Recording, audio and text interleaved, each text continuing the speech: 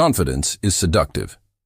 It moves mountains, bends rules, and convinces crowds long before reason has the chance to intervene.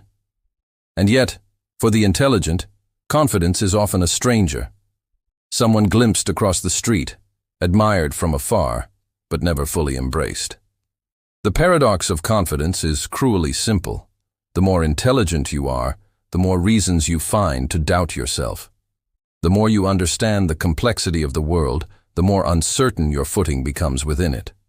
For the fool, life is simple. For the thinker, every step is a hypothesis. Let S unravel why the sharpest minds are often the least sure of themselves, and why that might be their greatest strength. The first illusion of confidence is ignorance. To act without doubt, one must first not see the 1,000 invisible strings that tie every decision together. It is easy to be confident when you do not understand the depth of what you are facing. It is easy to speak with certainty when you have never truly listened. Smart people cannot afford that luxury. Their intelligence is an amplifier. It expands the world, multiplies the variables, and replaces simplicity with nuance. And nuance is a terrible enemy of conviction. The less you know, the clearer everything looks. The more you know, the more the edges blur. And soon, you begin to see that what once felt like truth was only a shadow with good lighting. Intelligent people live in the house of uncertainty. They know that every conclusion is temporary, that every argument contains its own contradiction. Their thoughts are built like fractals, endless patterns repeating, folding back on themselves, each insight revealing another question. They don't crave doubt, they inhabit it. Because intelligence is not the art of knowing, but the art of not being deceived. And that includes being deceived by your own confidence. When a fool says, "I know," the wise one whispers, "I might be wrong."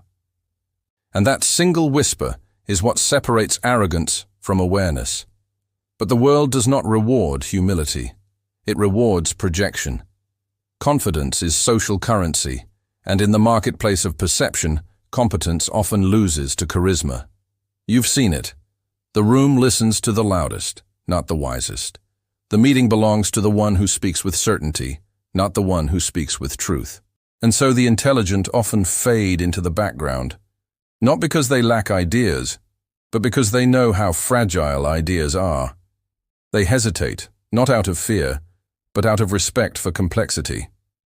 The tragedy is that we confuse confidence with credibility, when one is often inversely proportional to the other. The most dangerous people in the world are not the ignorant. They re the ignorant who think they re-wise. Still, there is another reason the intelligent doubt themselves. They see themselves too clearly. They analyze their flaws, their contradictions, their moments of hypocrisy. They watch themselves think. Self-awareness is both gift and curse. It allows for growth, but it also ensures you will never again feel whole. To be intelligent is to be divided, part observer, part actor. You stand outside yourself, constantly measuring, correcting, adjusting. Every triumph is followed by a private inquisition. Every success feels temporary. It's not arrogance that drives this. It's lucidity. You can't fool yourself once you've met your own mind. And then, of course, there is perfectionism, that elegant disease of the intelligent. Perfectionism is doubt disguised as virtue. It tells you you're not ready, not skilled enough, not yet deserving. It convinces you that hesitation is discipline and that caution is wisdom. But the truth is simpler and crueler. Perfectionism is fear wearing a suit. Smart people rarely fail because of incompetence. They fail because they never begin. They wait until they've eliminated all uncertainty, forgetting that uncertainty is the birthplace of everything worth doing. Confidence, at its core, is the courage to act before the mind finishes calculating. Yet this doesn't mean confidence belongs only to the foolish.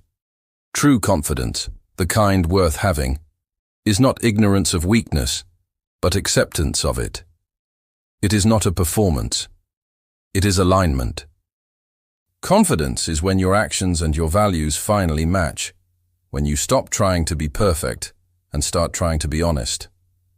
For intelligent people, that is the missing key. To stop building their self-worth on flawless reasoning and start grounding it in integrity of intention. Because the problem was never that they were wrong, it's that they demanded to be right all the time. Confidence, for the genius, is not born from certainty, but from surrender.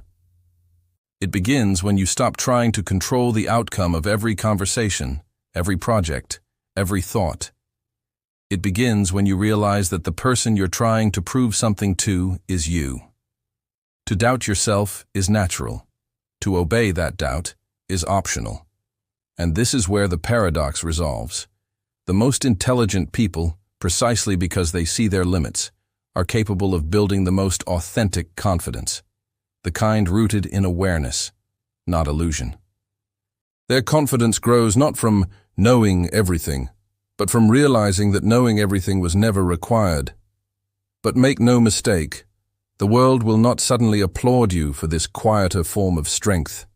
It will continue to celebrate the loud, the reckless, the unwavering. That's fine, let them. Because your confidence is not for them to see, it's for you to use. It is the silent companion that allows you to move through uncertainty with grace. It doesn't shout, it steadies your breath. Confidence is not the fire, it's the oxygen that allows your ideas to burn. So, how do you rebuild it? How does the overthinker, the perfectionist, the quiet genius reclaim that internal authority that the world mistakes for arrogance? You begin by keeping promises to yourself. Tiny ones. You don't need a TED Talk. You need momentum. Every small action, finished, not perfected, rewires your brain to trust itself again. Confidence isn't born from theory. It's born from evidence. And the only evidence that matters is the proof of follow-through. Stop asking, "Am I ready?" Ask, "Am I willing?" Because readiness is a myth. Willingness is evolution. Over time, something miraculous happens. The voice of doubt becomes background noise. The need for validation fades. You stop rehearsing life and start performing it. And what emerges is not arrogance, but serenity. The calm of someone who knows they don't need to know everything, only what comes next. That's the paradox. The less you need to appear confident, the more you are. Doubt, when properly understood, is not your enemy. It's the doorway to mastery. It keeps you honest, curious, alive. Confidence without doubt is delusion. But doubt without confidence is paralysis. The genius learns to walk between them, to think deeply, but act decisively, to question everything, but still move forward. That balance, that dance, is where intelligence transforms into wisdom. And perhaps that's the final truth. Confidence is not the absence of fear, but the acceptance of it. It is not about believing you will never fail. It is trusting that you will survive when you do. It is not the performance of certainty. It is the quiet endurance of someone who has looked uncertainty in the eye and continued anyway. So if you find yourself doubting, don't curse it. Don't rush to silence it. Use it. Because the mind that doubts itself is also the mind capable of transcendence. And sometimes, the most intelligent thing you can do is to stop proving your worth and start living it.